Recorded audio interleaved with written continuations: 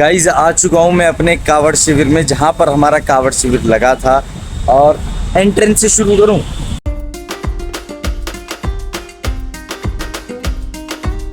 नमस्ते दोस्तों, good morning, welcome to my new vlog. आज थोड़ी आवाज़ मेरी ऐसी लग रही होगी आपको। और आज फाइनली 7-8 दिन के बाद मैं व्लॉग शूट कर रहा हूँ। बीच में हाँ एक व्लॉग शूट करा था, क्योंकि मतलब 7-8 दिन ना पूरे मेडिकल कैंप और कावड़ शिविर में ही लगे रहे थे हम, तो वहाँ पे व्लॉग शूट नहीं कर पाया था। कोशिश करी कि शूट करूँ, पर समय नहीं मिल पाया, टाइम नहीं मिल पाया, तो इसलिए नहीं कर पाए। आज 7-8 दिन के बाद शूट कर रहा हूँ और आया हूँ पापा जी को डायलिसिस के लिए लेके। कल 23 जुलाई कावड़ कैंप शिविर जो था वो ख़त्म हो गया, जो हमने कावड़ियों के लिए लगाया था। और कल 23 जुलाई को मोक्ष का बर्थडे भी था, थोड़ा सेलिब्रेट भी करा हमने 12 बजे आकर। और दिखाऊंगा, छोटी सी वीडियो बना ली थी, पर वो मतलब ऐसा व्लॉग शूट नहीं करा था। तो अब एक तो इतना थके हुए थे, पता है 12 बजे सबने हमने केक काटा और 12:30 बजे मैं सो गया, और फिर सो के सुबह 5 बजे उठ के फिर निकल गया मैं। तो इस वजह से मतलब व्लॉग नहीं आ रहे थे 4-5 दिन से। अब रेगुलर व्लॉग्स आएंगे, रेगुलर वीडियोस आएंगी। अभी डायलिसिस के लिए आया हूँ, तो मॉर्निंग हो रखी है, मॉर्निंग वॉक करने निकल चुके हैं। और यार पेड़ों की छटाई हुई है, क्योंकि बारिश में पेड़ बहुत ज़्यादा बढ़ जाते हैं ना, तो वो एक्स्ट्रा तनी जो इधर उधर निकल जाते हैं उनकी कटाई छटाई हुई है, इसलिए ये नीचे पड़े। गाइज अभी मैं सोच रहा हूँ कि जहाँ पर हमारा मेडिकल और कावड़ शिविर लगता है ना, वहाँ पर चलते हैं। क्योंकि सामान तो हम सारा ले आए थे, पर फिर भी एक बार विज़िट कर लेते हैं, क्योंकि हम ये प्रण लेकर चलते हैं कि जैसे हमें वहाँ का प्लॉट मिलता है ना, उसी तरह साफ़ सफाई करके उनको दें, जो उनके ओनर हैं उनको साफ सफाई करके ही दें उस प्लॉट की। तो अभी मैं सोच रहा हूँ, अभी पापा जी को तो 4 घंटे लगेंगे और यहाँ से पास में भी हैं, तो मैं वो प्लॉट देख कर आता हूँ कि साफ़ सफाई जैसा हमें मिला था वैसा है या नहीं। और अगर नहीं होगा तो फिर सबको बोल के उसकी साफ़ सफाई भी करवाएंगे। तो फिलहाल अभी वहीं चल रहे हैं।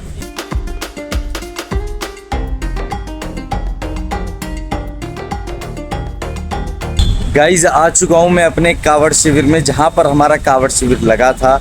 और एंट्रेंस से शुरू करता हूँ, क्योंकि मैंने ना इस बार आपको व्लॉग में कहीं अपने कावड़ शिविर का एग्जाम्पल दिया ही नहीं, कि आपको दिखाया ही नहीं कि कैसा कावड़ शिविर हमने हमने नहीं यार, गुरु जी की तरफ से तो लगा था, हम तो बस एक सेवादार थे। तो कैसा शिविर गुरु जी की तरफ से लगा था तो मैं बताता हूँ। ये जो आप गेट देख रहे हैं ना, यहाँ पे गुरु जी के बैनर थे। फिर यहाँ से जब हम ये एंट्रेंस है, यहाँ से आते हैं, यहाँ से रास्ता शुरू हो जाता है। और देखो ये थोड़ा कच्चा रास्ता था ना, तो यहाँ के जो पार्षद जी हैं, हमने उनसे रिक्वेस्ट करके, तो ये आई की टैले उन्होंने बोला आप ले लो, आपको जैसी मतलब सुविधा करनी हो, तो उन्होंने ये आई की टैले हमें दिलवा दी थी। यहाँ से ये हमने एक लगभग 2 फुट 2.5 फुट चौड़ा ये रास्ता बना दिया था, ताकि भूलों को चलने में परेशानी ना हो। और फिर यहाँ से सीधा निकल के आ जाता था, ये हमारा था मेडिकल कैंप।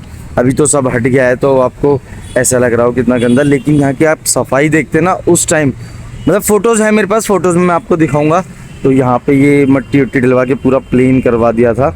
अब तो ये पॉलीथीन शीट वगैरह पड़ी है जो ऊपर लगाई थी। यहाँ पे भी बैनर था गुरुजी का। और इधर मेडिकल कैंप हो गया, इधर था एक इमरजेंसी एरिया, किसी को इंजेक्शन वगैरह या फिर मतलब रिलैक्स करना होता है ना, तो ये भी सब कवर था। फिर यहाँ पे था हमारा रिसेप्शन, ये पूरा वाइट उसमें रिसेप्शन कवर था। यहाँ पे पहले एंट्री होती थी, एंट्री के बाद यहाँ से होता था हमारा एंट्रेंस मेन गेट के लिए। अभी भी देखो पंडाल लगा हुआ है, क्योंकि देखो इतनी जल्दी तो खुलता नहीं है, समय लगता है उसमें। यहाँ से एंट्रेंस था, इधर थी शू रैक, यहाँ पे जूता रैक थी, यहाँ पे अपना, और देखो जूता रैक में अभी भी देखो कितने जूते चप्पल आपको दिख रहे होंगे। लगभग 50 जोड़ी तो मुझे यहीं से मैं काउंट कर सकता हूँ, 50 जोड़ी के करीब होंगे। तो भाई अगर किसी के रह गए हों तो यहाँ से ले जा सकते हैं, ये यहीं पर हैं और जोड़े के साथ हैं। चल होंगे जिसके भी होंगे। और यहाँ पे शू रैक था, और यहाँ पे था सीसीटीवी कैमरास का जो हमारा लॉज होता है, और यहीं से सीसीटीवी सारे मैनेज कर रखे थे। सीसीटीवी लगते हैं लगभग 15 से 16।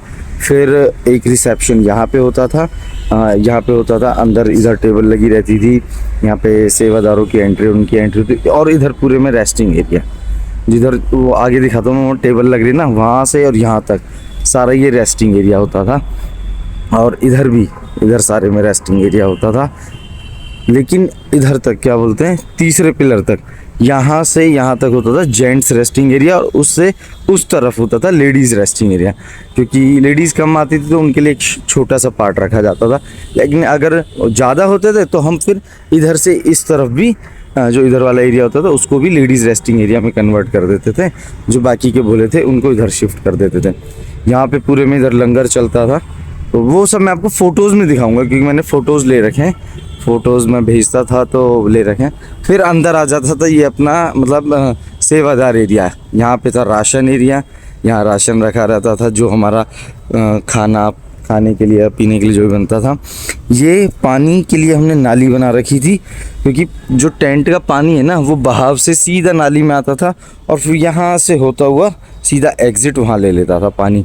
यहाँ सामने बर्तन वॉश होते थे, यहाँ पे बर्तन धुलते थे, देख रहे हैं आप, ये बर्तन धुलने के लिए हमने पक्का बना रखा था। उधर सामने था जहाँ पे खाना बनता था, और यहाँ पे डलवाई थी स्टील की जो वो होती हैं चादरें, स्टील की टीन प्लेट जो होती हैं वो। और जो मेरे पीछे आप देख रहे हैं ना, यहाँ पे रखा रहता था एक बड़ा सा चूल्हा। मतलब जैसे बनते हैं ना रोटी वाले चूल्हे जो आते हैं, उसमें तवा भी लगा रहता था और गैस बर्नर भी लगे रहते थे, सब उसमें लगा रहता था। और उधर पीछे की तरफ रहता था जनरेटर एरिया। इधर इमरजेंसी एग्जिट भी दे रखा था, यहाँ से हमने इमरजेंसी एग्जिट, और देखो इमरजेंसी एग्जिट की ना सीढ़ी अभी भी यहीं पड़ी है, टेंट वाले लेके नहीं गए। जैसे टेंट वाले भैया एक हैं यहीं पे, जो ओनर है ना टेंट वाले, जो हम टेंट वाले भैया करते हैं, सामने बैठे हुए हैं वो। भाई सेफ्टी सिक्योरिटी तो ज़रूरी नहीं है, अपना सामान उनका अभी लगभग कितना सामान बचा हुआ है। इधर जनरेटर एरिया, उधर लाइटिंग एरिया, वहाँ से सब लाइटों का कनेक्शन रहते थे। मेन उसे बिजली के खंभे से लाइट आती थी, वो सब मतलब सेफ्टी वगैरह फुल रहती थी। पूरा वाटरप्रूफ टेंट था। और अब भी यहाँ से देखेंगे ना, अब भी इतना साफ़ सुथरा दिख रहा है। तो वैसे ज़्यादा गंदगी है नहीं, ये सब साफ़ कर तो सब उठ जाएगा यार। ये तो वो आते हैं ना कबाड़ी वाले, वो सब उठा लेंगे, पॉलीथीन की शीट्स वगैरह, कुछ भी नहीं बचेगा। इधर का एरिया हम छोड़ते थे इमरजेंसी के लिए। जो ये एरिया है ना, लगाने को हम इसमें भी लगा सकते हैं, लेकिन ये इमरजेंसी के लिए छोड़ा जाता था। भाई देखो, कुछ पता नहीं होता कि कब इमरजेंसी आ जाए, तो हमें ये इमरजेंसी के लिए छोड़ना पड़ता था। क्योंकि बाई चांस मान लो अगर फायर वगैरह या कुछ भी मतलब होता है ना, तो यहाँ अपना बाहर के एरिया में आके आप यहाँ से एग्ज़िट, जो यहाँ से जाके आप एग्ज़िट ले सकते हैं सीधा उधर। तो यही था बस, ये था हमारा मेडिकल कैंप का एक आफ्टर द टूर, मतलब मेडिकल कैंप, कावड़ कैंप, मेडिकल कैंप ख़त्म हो गया, उसके बाद का टूर था। तो बाकी मैं आपको फ़ोटोज़ में दिखाऊंगा, जो मेरे पास फ़ोटोज़ अवेलेबल है ना, उसमें मैं आपको दिखाऊंगा कितना प्यारा लगाया हुआ था। तो गाइज़, ये था हमारे कावड़ कैंप का, जो मैंने आपको बताया, सब कुछ डिटेल्स दी। अब वापस से चल रहे हैं हॉस्पिटल पापा जी के पास। तो गाइज़, वापस से हॉस्पिटल आ चुका हूँ और अभी डायलिसिस सेंटर में बैठा हूँ। अभी लगभग 1.5 घंटा है पापा जी की डायलिसिस होनी है, तो अभी यहीं पर बैठ के वेट करते हैं।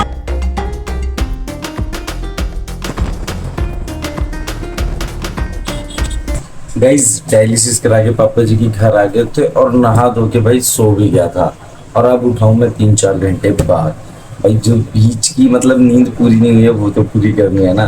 तो फिलहाल इस ब्लॉग यहीं पर एंड कर रहा हूँ, क्योंकि रात के 9:30 बज रहे और मैं फिर से सोने की तैयारी कर रहा हूँ खाना खाने के बाद। तो फिलहाल इस ब्लॉग को यहीं पर एंड करते हैं। तो आई होप आपको आज का ये ब्लॉग अच्छा लगा हो। ब्लॉग अच्छा लगा तो लाइक कर देना, चैनल को सब्सक्राइब कर देना। मिलते हैं आपसे कल एक नए ब्लॉग साथ। Bye bye.